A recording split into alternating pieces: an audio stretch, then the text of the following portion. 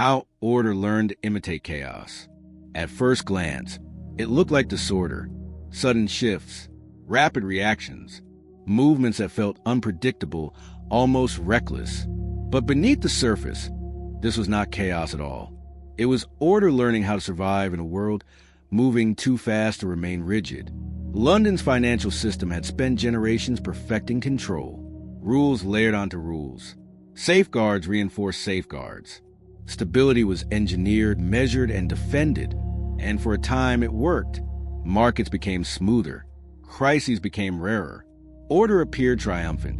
The success was so thorough that it produced a generation of participants who had never experienced genuine disorder and therefore could not recognize the early symptoms of the fragility that perfect order was quietly creating. To understand why this changed, we must return to the moment when precision became a liability. As systems grew more complex, strict order struggled to keep pace. Responses lagged. Adjustments arrived too late. By the time control asserted itself, conditions had already shifted. The world was accelerating beyond the capacity of rigid systems to track, and the tools that had been designed to maintain stability were becoming obstacles to the very adaptation that stability required. The reveal emerged when certain institutions began behaving differently. They allowed small, rapid movements instead of resisting them. They tolerated volatility rather than suppressing it. Their actions looked chaotic on the outside, but they adapted faster, absorbed shocks sooner, and recovered more smoothly. Order was learning a new lesson. Rigidity was fragile. Flexibility looked messy, but it worked. London was entering a phase where survival no longer belonged to most controlled systems, but to those willing to resemble chaos just enough to remain alive. And once order began borrowing the traits of disorder, the city would have to rethink what stability truly meant. As adaptive behavior spread, London's markets began exhibiting patterns that unsettled traditional observers. Prices moved more often, but with smaller swings. Corrections arrived earlier, but less dramatically. What looked like instability was actually continuous adjustment. The system was breathing in a way it never had before, releasing tension constantly rather than storing it for periodic, violent correction. Institutions that embraced this approach redesigned their rules. Instead of resisting every deviation, they allowed variation within bounds. Limits existed, but they flexed.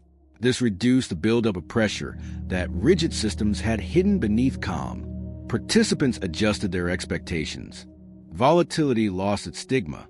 Small fluctuations were treated as signals rather than threats. The cultural shift was as significant as the structural one, because it required abandoning the deeply held belief that visible disorder was always evidence of failure. The market learned to breathe, inhale tension, exhale correction, without waiting for crisis to force movement. Tension arose between old and new philosophies. Traditionalists argued that apparent disorder would erode confidence.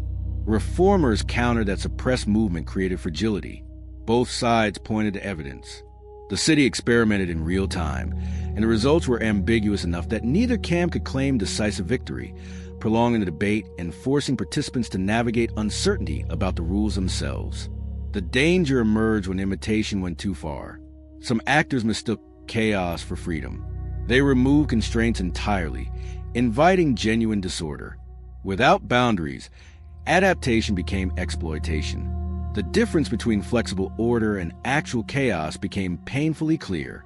London learned that borrowing chaos required discipline. Structure could bend, but not break. Rules could flex, but not vanish. The challenge was not choosing order or chaos, but calibrating their blend. The city stood at a delicate balance point. Embrace too little flexibility and risk brittleness. Embrace too much and invite collapse. Finding that balance would define the next stage of London's financial evolution. The balance was tested when markets faced a sequence of rapid shocks instead of a single crisis. News arrived in fragments. Conditions shifted day by day. Rigid systems struggled to respond, while overly loose ones spun out of control. The difference between adaptive order and true chaos became impossible to ignore. Institutions that had learned to flex adjusted quickly. They absorbed small losses early, recalibrated positions, and moved on.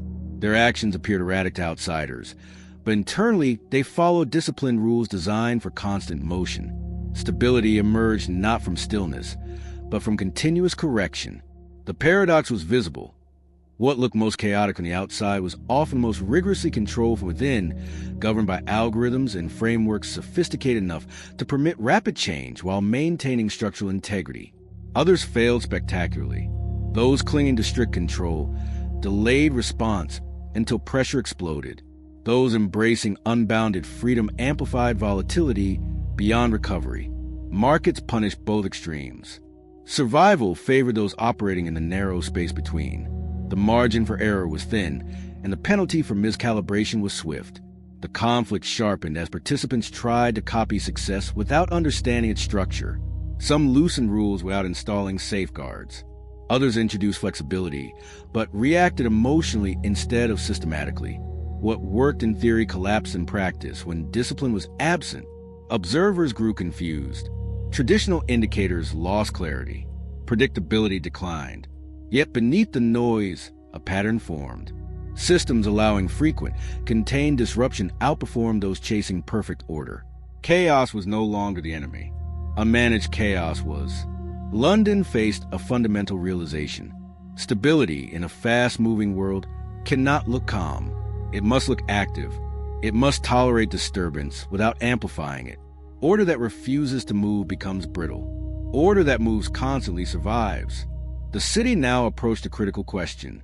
Could it design systems that look chaotic on the surface, yet remain deeply controlled underneath?